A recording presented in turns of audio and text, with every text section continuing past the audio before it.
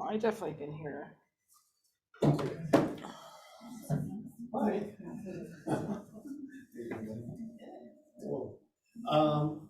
Well, we're getting started here. It's 12 straight up, but before we get officially going, I don't know if you just noticed this, but all these flyers and all this cool stuff going on here, including some chamber stuff, and there's a class starting tomorrow night on finance. Did you know about this? Yes. Maybe you should. So this Lunch and Learn is co-sponsored by the Vesey Chamber of Commerce. Woohoo! You want to say anything? Say thanks for joining us today. And so yeah, like Robert said, we're co-sponsoring the event, and we're glad to have you guys here, provide opportunities, and just let me know if you have any questions about the chamber and what we do. We mentioned there's some of our flyers back there. We've got a lot of fun events coming up, and so definitely check that out. Cool. Well, first and foremost, Monika is my neighbor. Yes, so I would stalk Robert and walk by his house until he said hello to me. So can you? Yeah, I'm gonna admit them, yeah. Then I can tell you, no, Monika, that just moved, she just moved here with her husband, Carrie, and we get to know each other. And then I'm like, oh, they seem like cool. And then I see Erica walking down the block with them. Erica's the chair of our board. I'm like, all right, that's it. I know, it's just like kismet, so, yeah. So I'm gonna hand it over to Monika. She's gonna, it's really packed presentation, so hopefully we can get through it. And there is a worksheet I'll be handing out. I'm gonna hand them out now. Yeah, I told people to grab them, but I didn't tell everyone, so, and it looks like we've got a few, yeah, let's see. You have them? You need a pen? Pens, anybody? Remember what these things are? Yeah? Okay, good. Okay, so take it away. Okay, great. Well, we've got a few people in chat. It looks like there's 3 or 4 people also in chat. So I did ask if people could hear us. Hi, everyone. Thank you so much for coming. I'm really excited to connect with all of you. And as Robert said, as we got to know each other, he started talking about what he offers. And I thought, oh, I'd love the opportunity to kind of share what we do and how I can help businesses in the area, since I am somewhat of a new transplant. I've been here 1.5 years from the Bay Area. So I run an agency called Kindred, and what I thought we could do just to make things interesting is I could talk about a philosophy that we use that we call brand truth, that every business can embrace and make a difference in their marketing. So whether you are a service business, a product business, whether you work with other businesses or you work with people and consumers, this process can really change the way companies and people think about you. And usually this process can take sometimes weeks to work with clients, but we're gonna do it in an hour. So woohoo! But at least I can get you started to think about it, because all small businesses have limited funds, right? You don't have a ton of money to spend across different channels with different messages. So how do you really get clear about what you do that should drive all of your marketing? And we have kind of a very proprietary process of how we do that. So I'm going to see if I can get this to move forward, and it doesn't want to. Let's see what's going on here.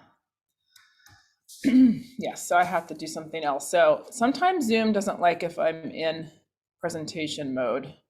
So we're gonna have to try a different mode. Sorry, everybody. Okay, let's try this again. Hey, Robert, the password doesn't seem to be working. I checked it in. I'll be with you in a second. Okay, all right, so it looks like we can see. I'm sorry, we had to look at what's on the left because it's not gonna let me go through. All right, so Kindred is a women-owned brand innovation agency is what we call. We just really focus on a lot of branding, which is what you look and feel like, how you talk about your brand, how you exist in the market. And we're really focused on positive impact and driving positive impact in the world. We work with what we call a lot of conscious living brands who want to do good in the world. That's a big part of what we do. I'm the founder and partner, and my other partner is down in the Bay Area, Marion. Can we see the whole slide? No, we cannot. So this is the challenge of, here we go. Okay. So, and I started the company in 2009. So I've been doing this forever. It's like for a very long time. And we're really lucky. We have amazing clients across a lot of different segments. So I learn a lot about how companies market, internal teams, and what works and what doesn't work. And then I bring that to people to help them. Like that's really, I take the best of and help companies. And our philosophy is that brand is the art of business. So memorable brands, they are really masters of the stories that they tell and the pictures they paint for people. So that when a customer, whether that's a business or a person, comes to you, they go, oh, I get you, you inspire me, and they want to connect with you. And that's really what we try to do in all of our marketing for our clients. So we've developed this process called Brand Truth, and it's really a combination of strategy and creative that gets to the heart of who you are and what you offer.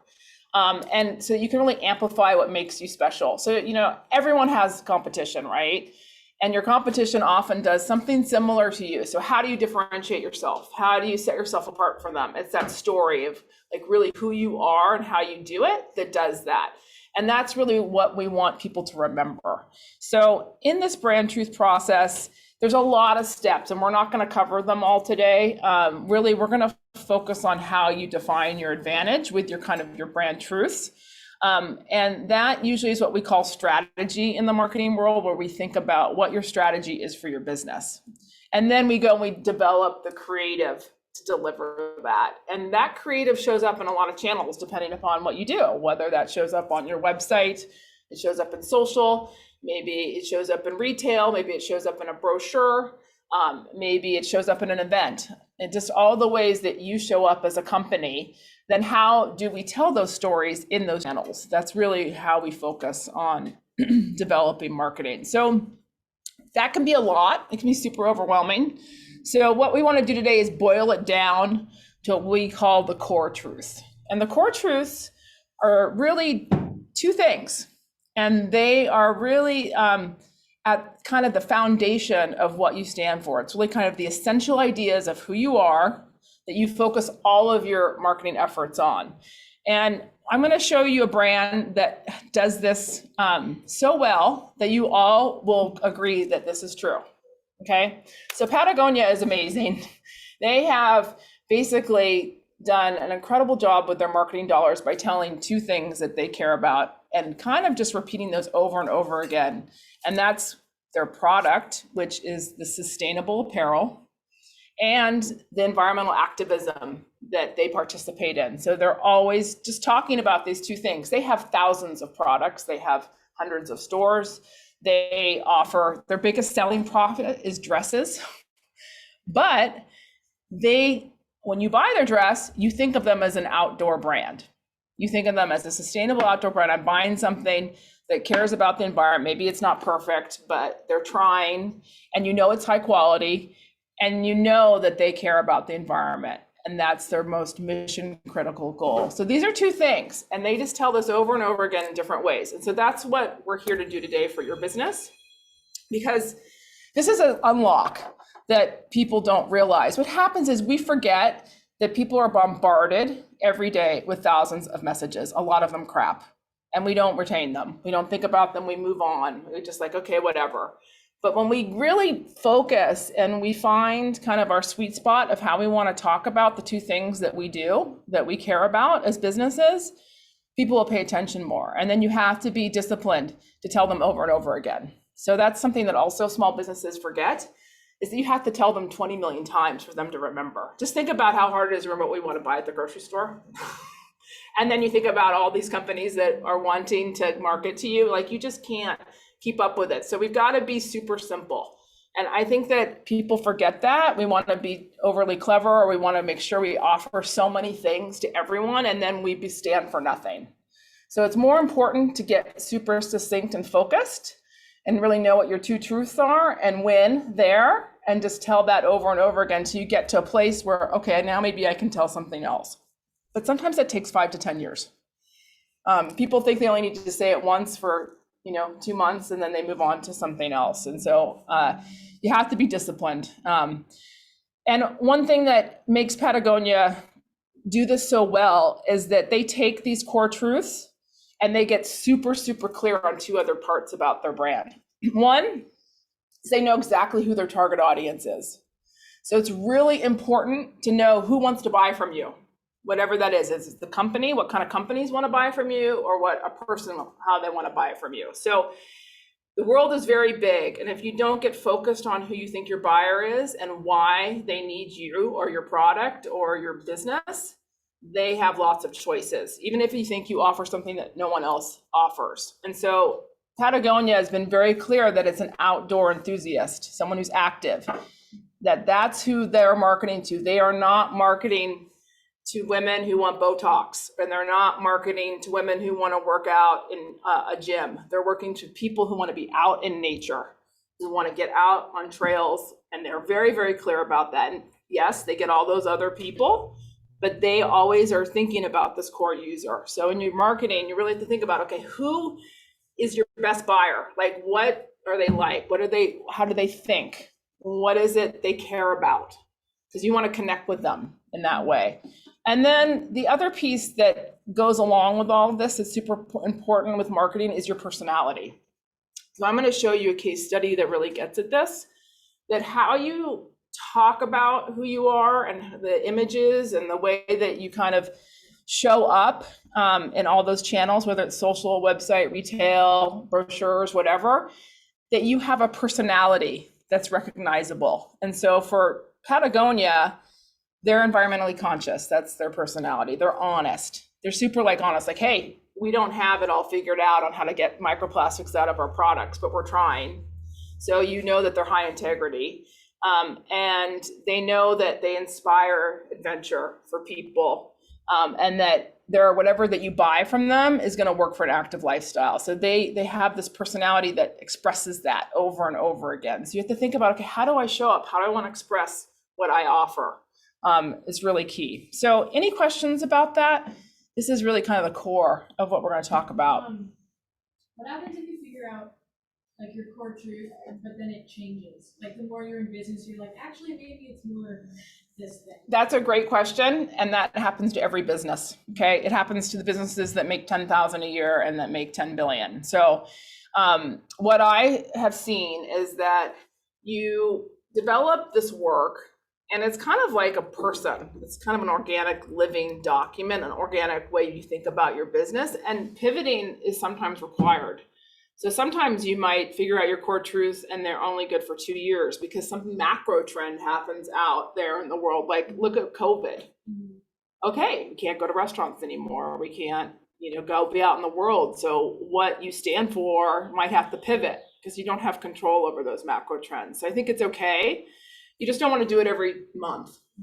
Yeah. Right? But you want to try. I always think that these kind of brand strategies, they used to last 5 years, but our world is so intensely fast now that this work often only lasts for 3 years now. And these are bigger businesses. So I do want to say, we work with startups, but not that much. We usually have 1 or 2 startup clients, and we work with companies that are 500 million a year. So we kind of see the spectrum. But a couple years is good. Once you get clear on what it is and you get traction, stick with that for a couple years if you can. Okay, any other questions? No, okay. So I'm going to show you a case study that is one of our clients to help see more clearly how the core truths show up. And it's also just a good way for us to get some thinking about your own business. So Title IX is a company that's really just for women, and they're like a retailer. They make their own clothing, but they also sell apparel. And when they came to us, they didn't really know what they stood for. They were kind of confused. Are they a sports company? Are they an athletic company? Are they, a lifestyle brand? And so we help them articulate their two truths. So we help them realize that they're all about versatile outdoor performance wear. And their big, big, hairy truth is that they're supporting women's movement. And what that means is they support women getting active out in the world, being physical, but they also support causes that help women. So entrepreneurial causes, women actually moving forward in business, in politics. So they have a group of businesses where they sell product that are run by women. That's like a really core to their business. So they have this big, hairy mission to help women in the world to move forward. And that's physically, but also in lots of arenas in life. And so we realized that what was really important for them is that there are a lot of companies out there who are providing products that could fall in this category. So what do we need to do to make this a unique offering is understanding the two other pieces of this, which is their personality and their audience, which we talked about for Patagonia. So we actually came up with a name for their core audience. We call them the Maximizer Mamas. So these are women who go from school in the morning in an outfit to go working out at lunch, then they go back to work, and then they go and they pick their kids up at night, and they need to be able to wear something that they can wear all day long. They don't have time to change. They don't want to change. They want it to be that they can move and be in the world. So they're pretty savvy multi-channel shoppers, and they find brands through their social networks. But the thing that is super key about them too is the personality of this brand has to be different. There's a lot of companies who offer this, like you might have heard of Lululemon or Athleta or REI. They offer products like this. So how do we get Title IX to stand out? So we developed a personality that none of these brands could own. So Title IX's personality is all in. It means they're just super go for it. They're scrappy. They're unabashed about what they think and how they feel. They're irreverent, and they're athletic and optimistic. And so a personality is kind of like a pie where you have different attributes that complete that personality. Like your mom might be funny, but she's also mean, right? Not everyone's mom, but you might have a mom like that, right? So you think about all the components of your personality that you want to come through in your marketing. So if I take one of their competitors, like an Athleta, they would never be scrappy or irreverent. They just don't show up like that. They show up in a much softer way, and they're about really, athleisure. And so we decided, okay, let's just push this personality to tell their story. So I'm going to show you a couple of marketing pieces that we did for them to bring all this to life. So this first one was their first campaign we called Busy Boobs Need Better Bras. Does that get your attention? Yeah. Okay, so a lot of companies are afraid to kind of say how you really feel. And I would just say, you gotta just go for it, because it's hard as a small business to get off the ground. So just own who you are and don't be afraid, because this is gonna resonate. So this was a campaign that we started in 2015. It's still running because it still does convert so well, because we found that women, they can't find good sports bras, right? And so we know that we need better ones. And so this is how we owned it. So we took that crazy, scrappy personality. We know the Maximizer Mama is on the move. So visuals that tell that. We know that this is versatile. It's outdoor wear. So, and we're supporting women. We're like kind of saying it like it is. So that empowering female piece of saying boobs and marketing, which was never allowed to be said until recently, just kind of like owning, this is the truth. We stand, so women who want to talk about the truth, we're the brand for you. So thinking about that, like what your truth is, that's going to attract that customer who wants that offering. So this is kind of showing, we did a rebrand for them. So again, just kind of expressing more of who they are. So this was, just talking about 29 years of running the open road, running our mouth and running wild. Again, that personality of being unabashed is coming through. Visuals that really speak to the outdoors. So we always show outdoor. We never show women working out in the gyms or in their house. It's always you're out on the trail somewhere at the beach or what have you. This is kind of the website experience that we designed. It's very inviting. So it still says quality, it says active, it says outdoor, but it's still got this edge to it. So I'm going to show you some social. This is what their Instagram feed looks like. Again, we want to inspire her to get out. So that's really what the imagery is about. But then here's the personality. So, we just are owning, like, what are women's pain points with swim? It falls off, okay? That it doesn't support you. So let's find clever ways to tell what you offer. Because what they do is they actually design all of their swimwear to be for surfing, for swimming, for paddleboarding. It's not for lying on the beach. So it's got to stay put, right? So how do we find fun ways to express that core truth for them? And then this is just some catalog stuff of how we kind of expand into other categories. But I want to show you the campaign for swim that has the video piece of it. So you can see how this comes through all the channels. So they do some video content, which is what people want now on social. They want reels, they want video. It can be handheld. It can be you standing there talking about your brand. It doesn't have to be as polished. This is a $100 million company, right? So it doesn't have to be at this level. But what we want is to give credit for what they do. So if they engineer all the swim and they spend hours and hours making it so it fits and it's still cute, let's get credit for it. So this is how we told that story.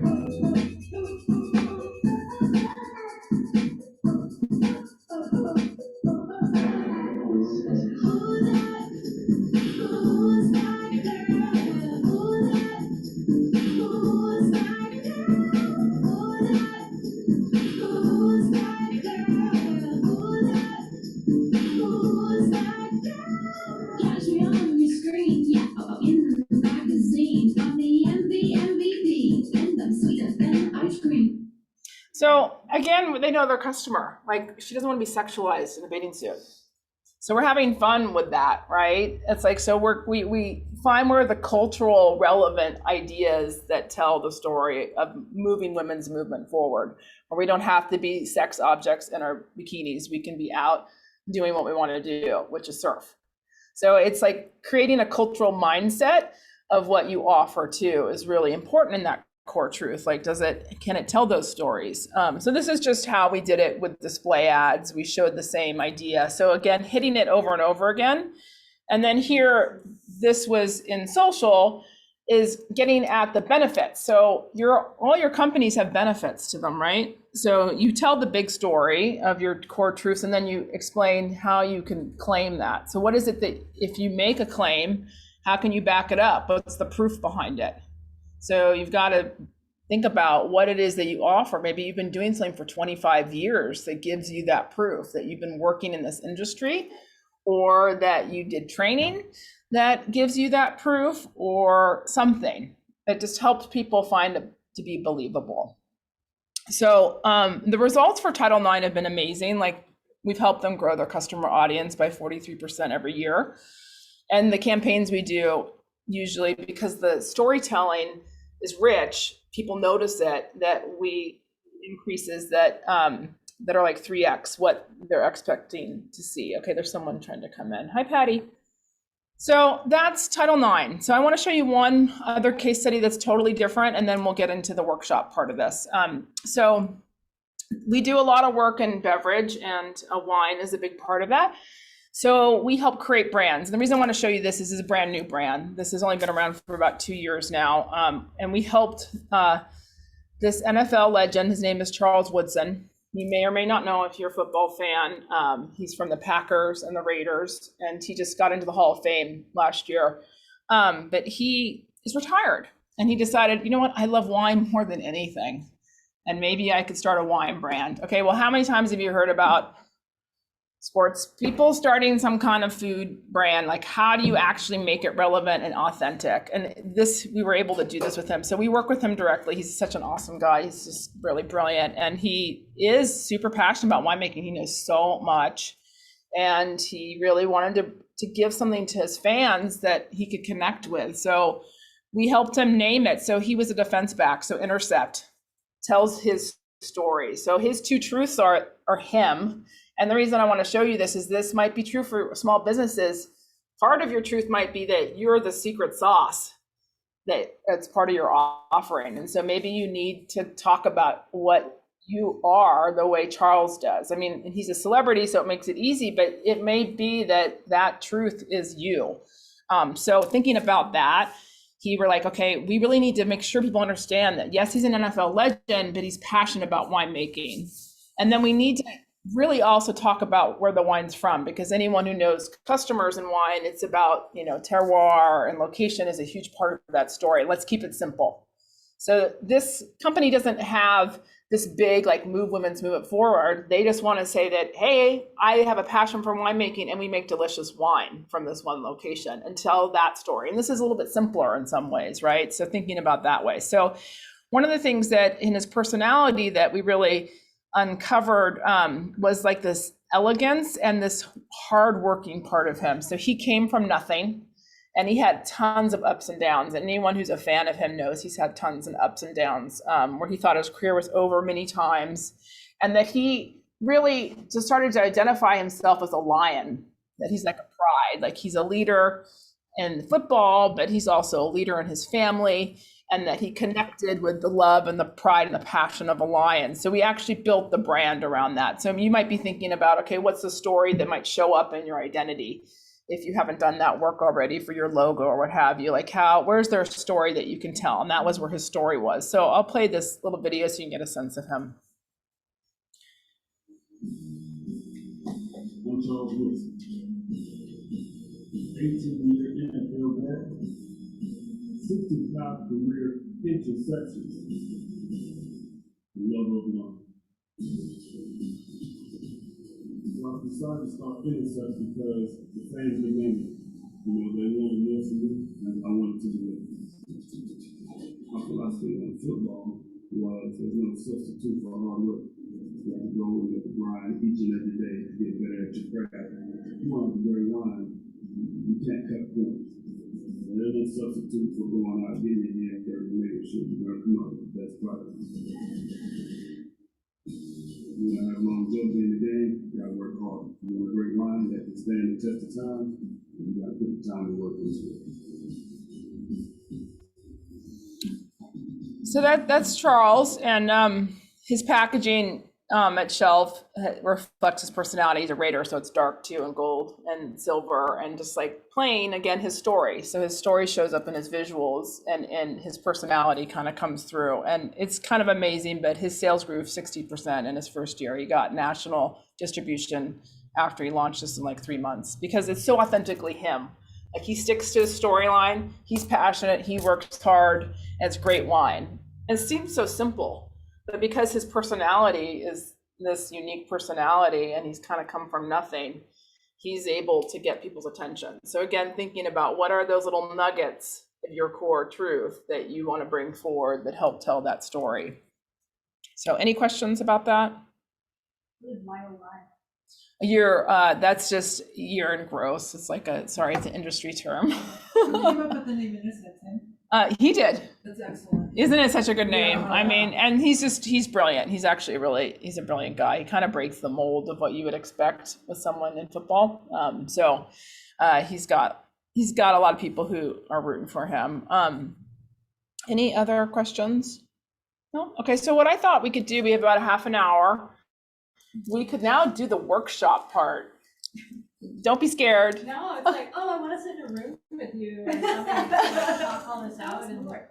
I know, so this is like a tasting in some ways, because when we do this work, it takes 3 to 4 weeks with our clients. Like we really dig in and we do workshops with you and we help you kind of figure it out. So this is the self-service Cliff Notes version. Yeah. But I feel like what I can help you with is just for you to start thinking about it. So when you are making decisions about your business, you might have more awareness about the impact of the decisions, because really it's so important that whatever you create, it resonates for that customer. It's like you might be doing something amazing, but if you don't know who that customer is and that doesn't matter to them, you don't even know where to focus your marketing.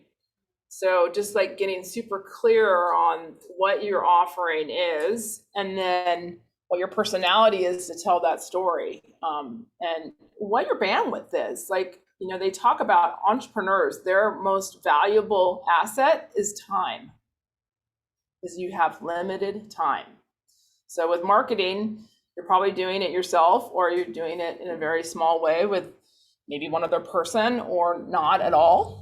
And maybe your website is just your marketing, or maybe it's that everything that you do is on TikTok. You have to sometimes decide, or maybe it's because you're getting foot traffic, or you have a business connection, or what have you. So you use this as in everything that you do. So every company should have what I call a cocktail pitch. And if you know what your 2 truths are, you can tell them in 1.5 minutes and not bore someone. So you have to remember, like, if I had to say, okay, I do this and we offer this, and sometimes I do that, and I think that this is what's needed, you've lost the person. You've lost people. They just cannot retain it. We unfortunately live in an ADHD world. Like, I probably have lost you 5 times already during this presentation, right? So you have to think about that. So, all right, so we're gonna have a little fun, and we can make this as interactive as possible. This is often really, also really private and personal for people. So I wanna acknowledge that you figuring out what you're offering the world can be very, very personal. So you can do this on your own today and just write things, or if you wanna share and ask questions, we can do it that way too. So this first exercise is just really coming down with one of the first core truths. And really it's that, what do you do? What's that pillar of what you do succinctly? Again, this is one of those things that it's really easy to write a paragraph about what you do sometimes, but how do you get it down to 5 words if possible? Remember Patagonia, sustainable outdoor apparel. That's digestible, right? So these first 3 questions, you don't have to answer all of them, but sometimes people need more than one question to find the answer through. So, how is it, what is it that you really, what's your primary thing that you do? And then really thinking about, how is it different than maybe someone else who does it, right? Because everyone, like I said, everyone has competition. Even if you think you're developing something that's never been done before, you'll find that someone out there is doing it, and that you're going to be compared to other people. So even if you do it totally differently, your customer is going to be comparing you to people who do something kind of like you, right? So how do you do it better than the people that are offering something in your universe? How is it different? And if you do know this, and I'm assuming that you have exposure to the customer, whether that's the business or the person, what is it they're looking for? So what are the questions that they're asking when they're thinking about engaging with you? And really trying to put their hat on. So whenever I think about customers, when I'm doing like a marketing campaign, like the busy boobs need better bras, I'm thinking, God, women just don't have time to think about this. They just need a good sports bra, but they're not bouncing around. It's not painful to run. And how do I get their attention, and what am I giving them? So think about what is that customer is really looking for, and what are you providing? So you can answer one of these questions, or you can answer all 3. And I'm going to give everybody like 5+ minutes. And then if anyone has questions they want to ask me as they're getting into it, I'm happy to answer them. Should we play environmental music right now? Oh, I forgot to bring my bowls. That's my other business. And she's serious. I am serious, yeah. So the question I have, so for the chamber, I know what our core offering is creating sustainable economic vitality, but we sort of do that in 3 distinct ways. We have our chamber members, we have our events, and we run the tourism center. So how do we pare that down when we have 3 sort of distinct target audiences? And it's okay, it's a great question, because a lot of businesses have more than one. So I think 2 to 3 is the maximum that you can have. So what you have to do is you have to find commonality between those 3 audiences of what your offering is in some ways. And then sometimes for the chamber, what you're talking about is you probably have 3 kind of sub-distinct messages. Like when you're thinking about tourism, is really different than thinking about vitality of local businesses potentially, if you're deciding that the tourism is actually for the visitors. Now, if the tourism is for the businesses, That's a sub-story for businesses, really. So you have an offering for businesses, but tourism is a part of that support for them. What's the other support you give them? So are those really two different audiences, or is it the same audience? So, Well, yeah, I mean, it's the reason we offer tourism is to support the businesses, but then we have to market to the tourists yes. to get them. Yeah, so the tourists are to me like a sub-target. Like ultimately, who's your ultimate customer? Your ultimate customer is the businesses, right? Yeah. And so you have a more complex offering probably than a lot of companies, but yeah. Does that help answer it? Yeah. Okay.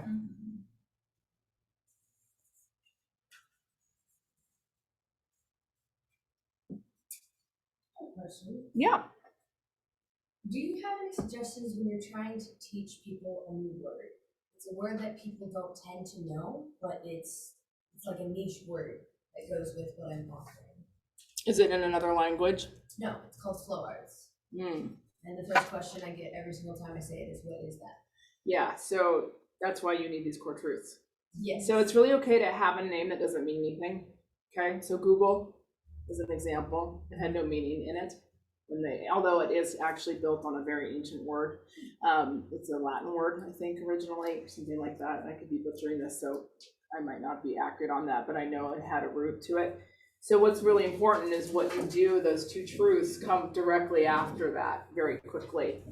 So that, because you can't, over time, if you're successful, if you're building maybe a methodology, is flow arts a methodology that other businesses could take on and do offer the same, or is it something that only you will ever be able to offer in your description? It's already alive in the world. Yeah. Okay, so you just have to be willing to educate. So your core truth is going to be something that actually tells them exactly what that is. Yeah. And it's just going to take time, unfortunately. Yeah, that's happens with innovation in some ways, right? You have to build the meaning in it for people. Because people didn't really know Google meant search, right? When it started. Now everybody does. And that's an extreme version. Or Nike. Yeah, Nike's another example. What's your word? Arts? What? Flow arts?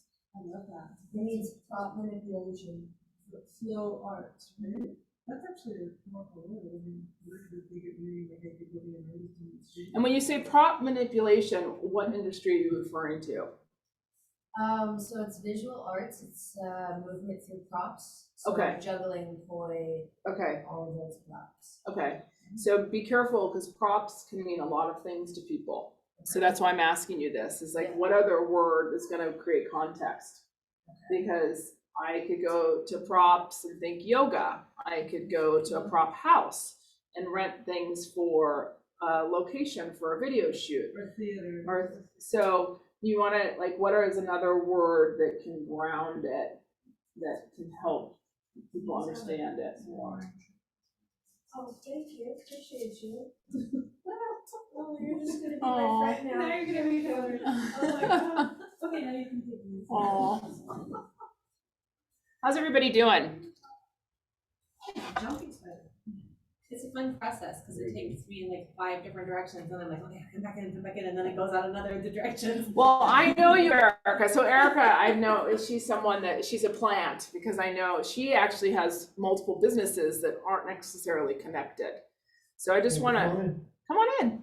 So I want to say, if you're one of those people like Erica, where you do 2 totally or 3 totally different things, don't try to do this exercise as one, okay? Because it just won't work. There's no way you can be a coach and a content writer and have that make sense to anyone. Yeah. So I have 2 different businesses too, actually. So because they're not connected at all.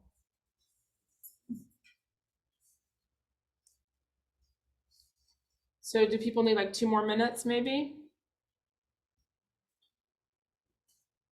Because the next part of this is the head, is kind of, I find, is the mind bending part of this, of how to boil it down. And you might not be able to do it today.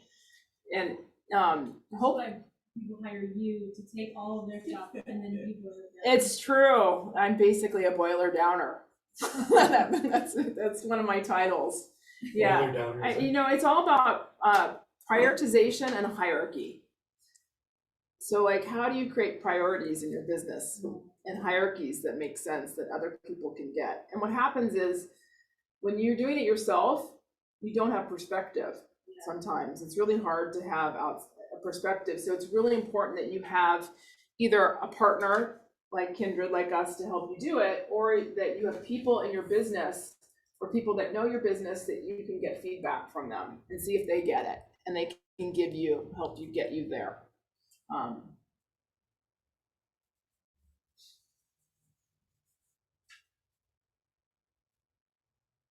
We're doing good on time, actually. We might get to that personality piece. Actually, let's see. How's everyone doing online? Do they have any questions? Have you gotten, I'm gonna ask them any questions from Zoom folks.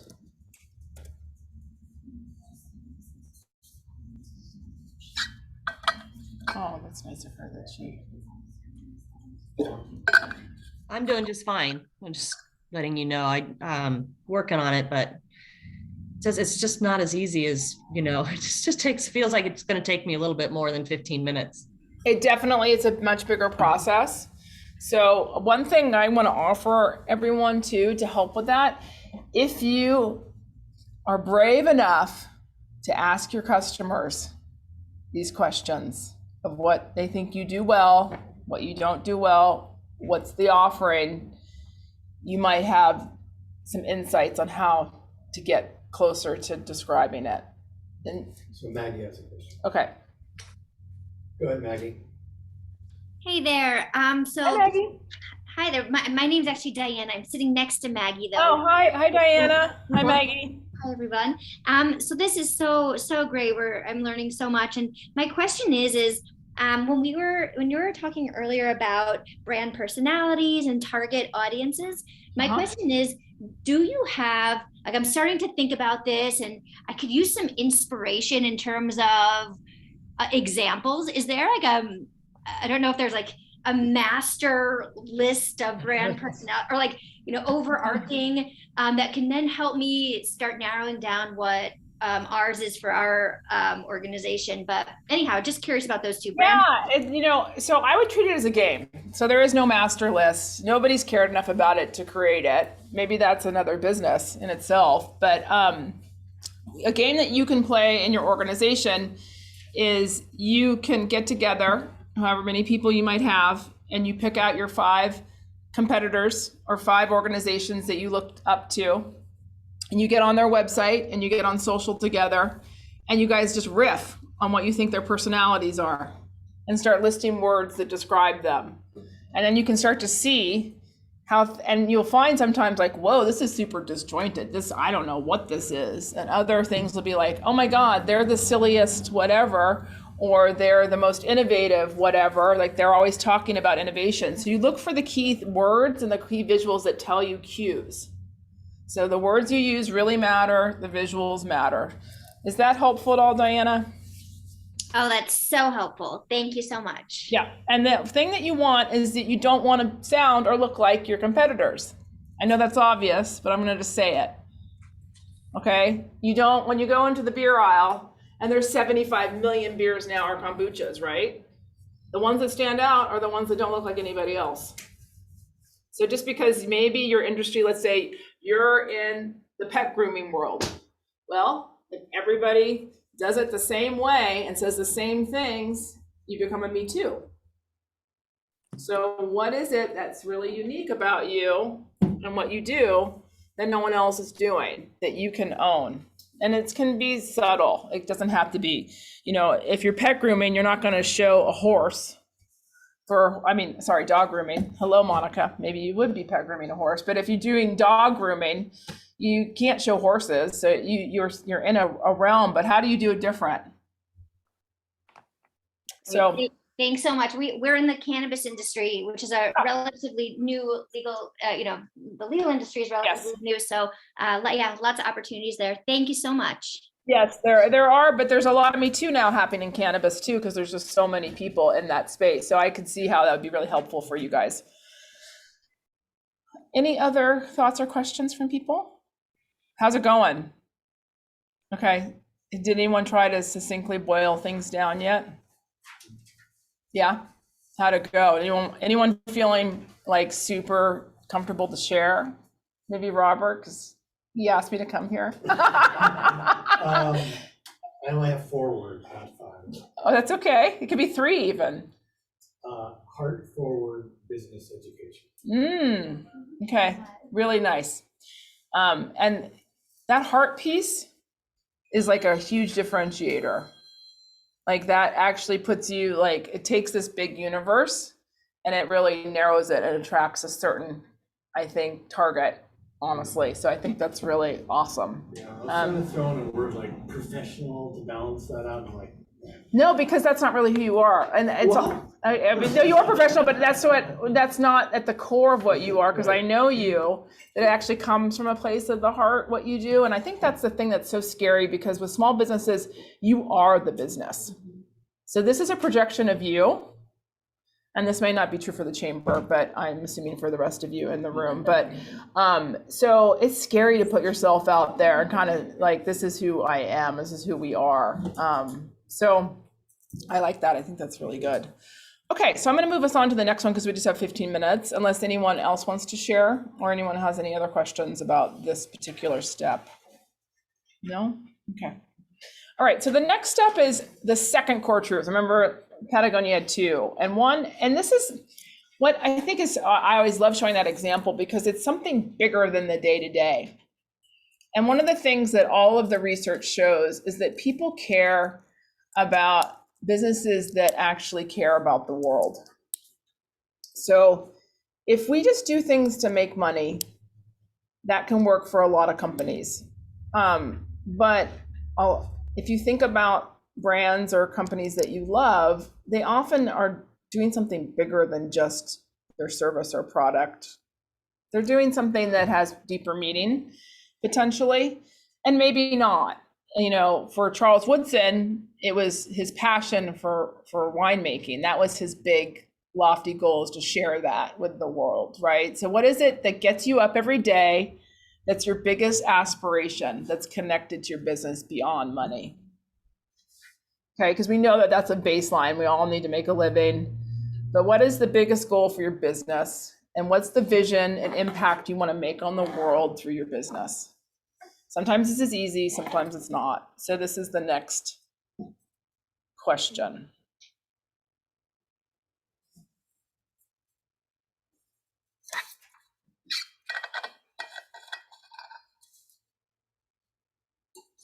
Thought starters, this could be social, it could be environmental causes, it could be educational. It's maybe how you make things if you offer a product. Maybe it's how you connect people, it's networking, it's community, it could be any kind of thing. Just like what's something that gets you up out of bed that feels bigger than what you do every day that maybe could resonate.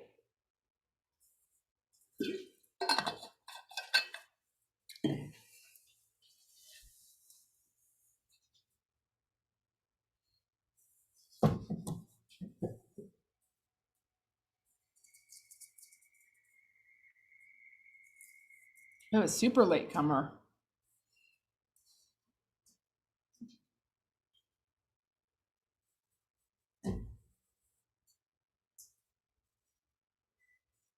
Hi, are you here for the workshop? I think so. Come on in. We're pretty deep in it, but come sit down. Right now people are answering some questions about their own businesses. So we're kind of in the working session part of this. About your company, kind of what's your biggest aspiration beyond what you do every day?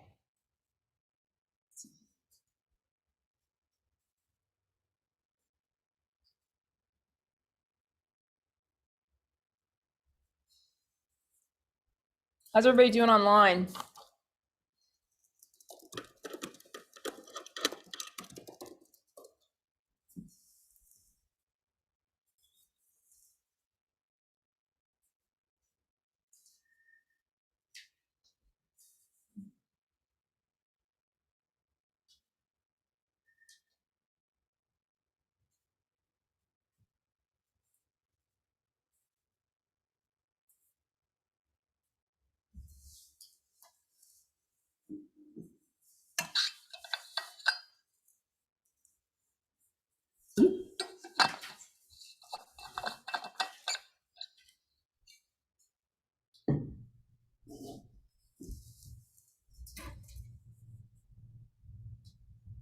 Is this easier or harder for people? Easier. Okay.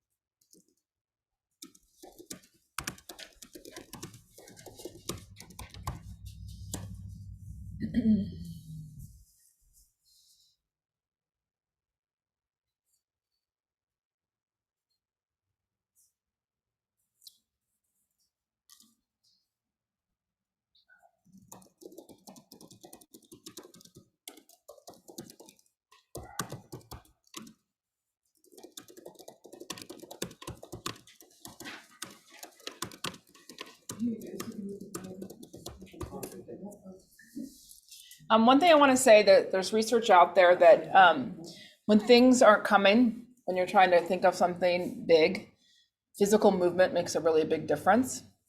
So if I knew all of you better, I'd make you get up and do like a silly dance. So if you're having a hard time, try thinking about these things on a walk. It's something about movement in the brain and the neural pathways that you can maybe unlock something that's been stuck. That's why Robert sees me all the time on this in our neighborhood. I thought it was just to walk the dog.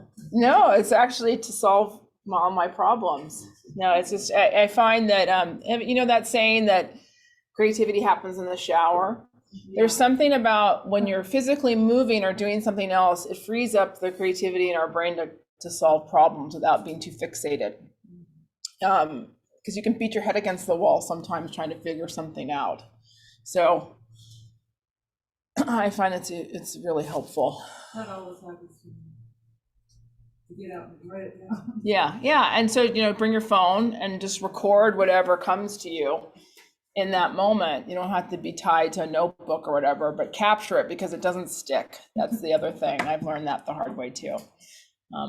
Anybody have any questions or wants to share maybe like what came up for them or? Okay, great.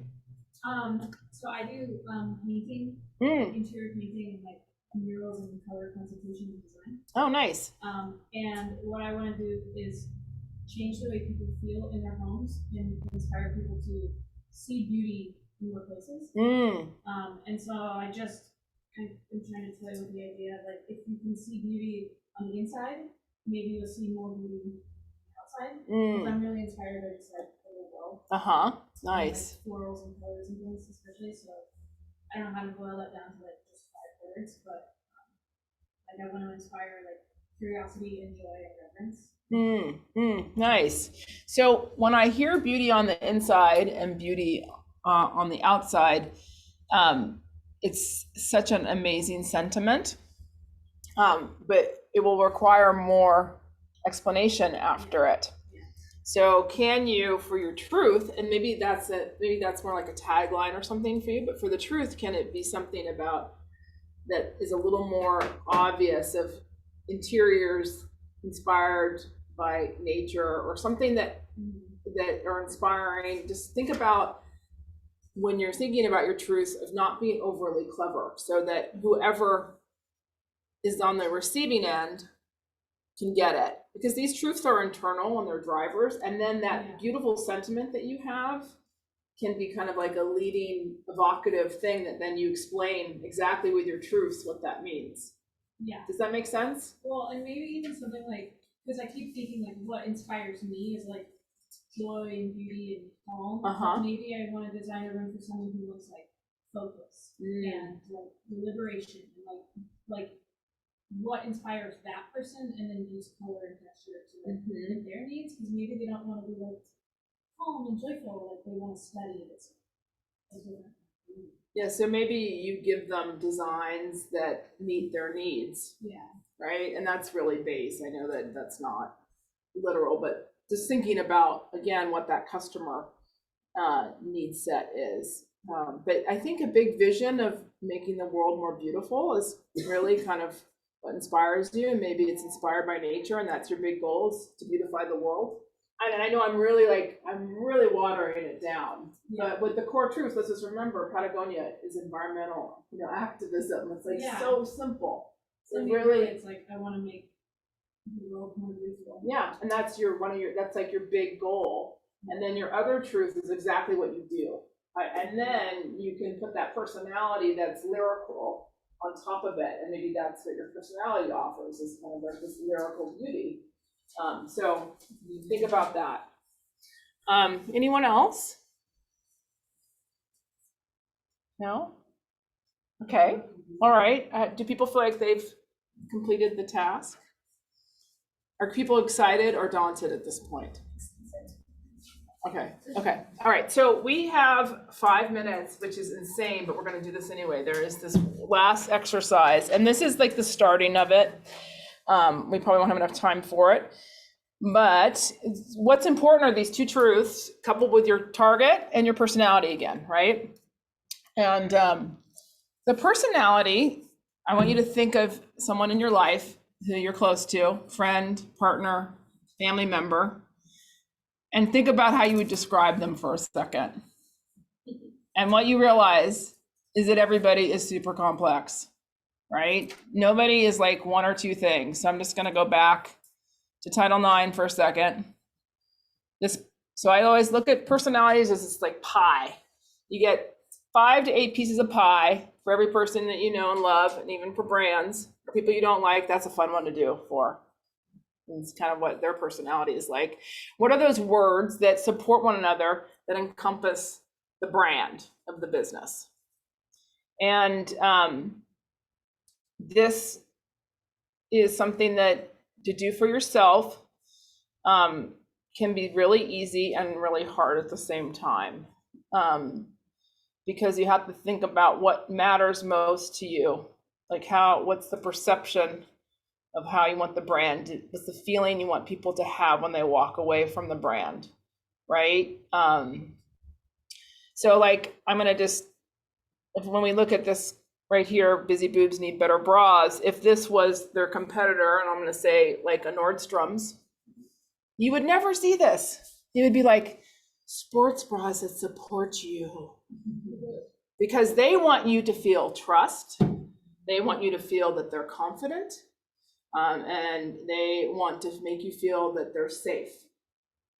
So think about what are the feelings that you want people to take away that is what you are. Okay? Does that make sense? Okay.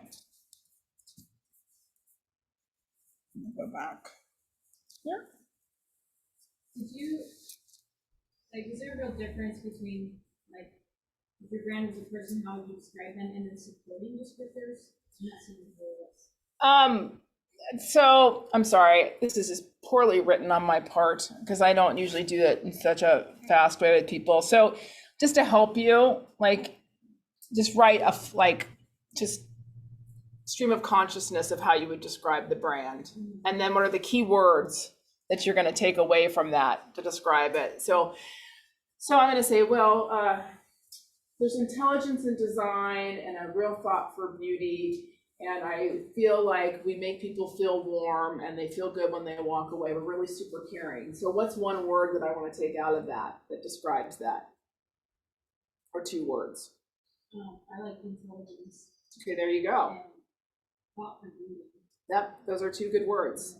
Because then you drive all your marketing to make sure, am I talking and looking and representing the brand that expresses that? So, even affects color palette. You're a designer, you can understand this. Like, you might have a color palette for your brand. There's like classic things in marketing, like, okay, well, banks are always red and blue.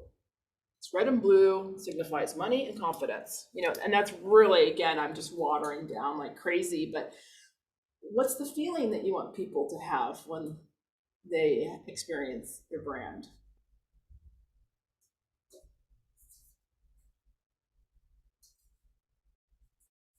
And you cannot have 15 words, because then you don't have a true personality. It's like, what are the things that stand out?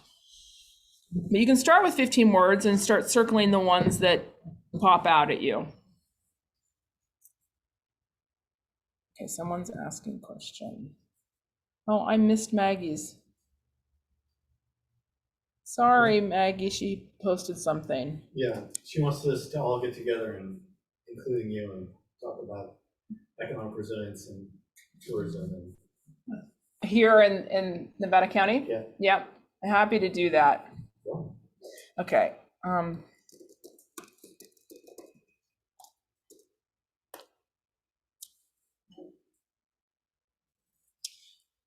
Yes. Quick question. Yeah.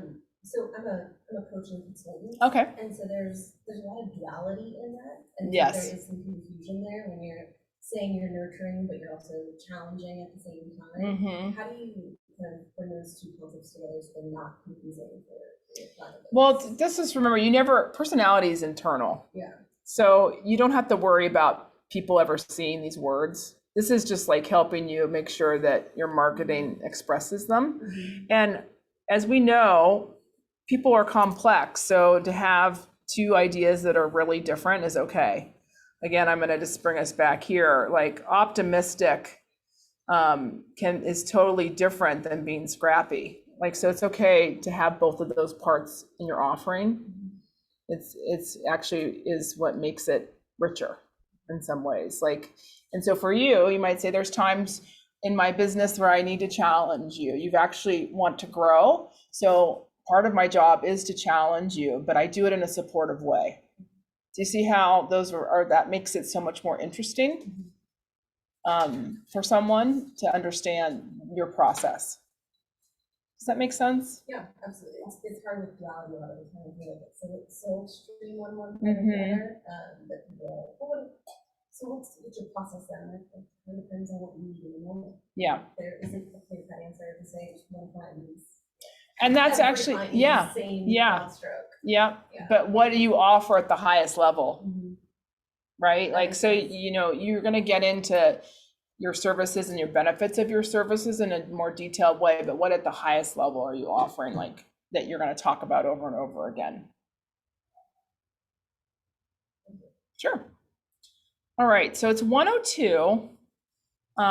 Anyone else? I can probably take one more share, and then we probably should start to answer maybe a couple questions, then we got to wrap up because we've got to be out of here by 1:15. Anyone else? Anyone on the chat? I got one. Okay. All the way back to the beginning of the presentation, the two brand truths. Yes, core truths. Core truths. So it really should be two, not three. Is that like? Yeah, so I think it's so hard. It's once again about prioritization. So thinking about a big enough bucket, these two ideas and big enough buckets to have multiple things under them. So like if you look at, let's look at Patagonia again, like their core truth, what they're known for, these are things that you're known for, is sustainable outdoor apparel. But they have, like I said, they have dresses, they have gear that they sell. It all falls under that big umbrella. And environmental activism could have multiple things under it. Like maybe they have an initiative in Utah that's about clean water. Maybe they have an initiative in California that's about how to fight, you know, climate crisis with drought. But the big takeaway is a big enough bucket that you can build into. So this goes back to the chamber again too. Like you, with complex businesses, you don't just have one thing. It's a big enough territory that things can live under it that all ladder back up to it. So like Sierra Commons would be business, education, and community. Yes. Yes. All this stuff. Yeah. A little more succinct, a little more meat on the community side would be my recommendation. Community is really broad. So think about that. Maybe it's about a particular audience, or it's something of how you bring community together that gives it more meat. Okay, sure. Anyone else? Go ahead, take that. No one else seems. What's your name, by the way? I hate to. Anna, please. Yeah. Well, I don't, just the personality, I feel like I'm just describing myself, because like. It is you, though. Yeah, I'm the one doing the work, and I'm having the most fun when I am myself with people. And I don't know, I didn't have a real specific question at the moment, but I mean, it's like bringing it, I would just call that, it's like integrated design, like bringing the outside in, so like coaching, like you have to integrate your shadow sides to like non-dualism about like just two sides. But, So that's really normal with personality with small businesses. Like I said, like often when you are a owner operator of your own business, the business is an extension of you. And I've seen this. So I have clients, we work with a lot of founders. So think about companies often are expression of their founders up until like 50 million. So you're not alone. There's a really big bucket of making 0 to 50 million that often the person who starts the company sets the tone. It's their way of how they like to work. It's their vision. So it's okay for the personality to reflect who you are. And that's actually a good thing because people are going to be working directly with you. They're hiring you and they're not hiring someone else. It gets more tricky as you become a bigger organization. So something to think about. Okay. I hope this was helpful for everybody and not confusing. Yeah. Yay! Let's give it up for Monika.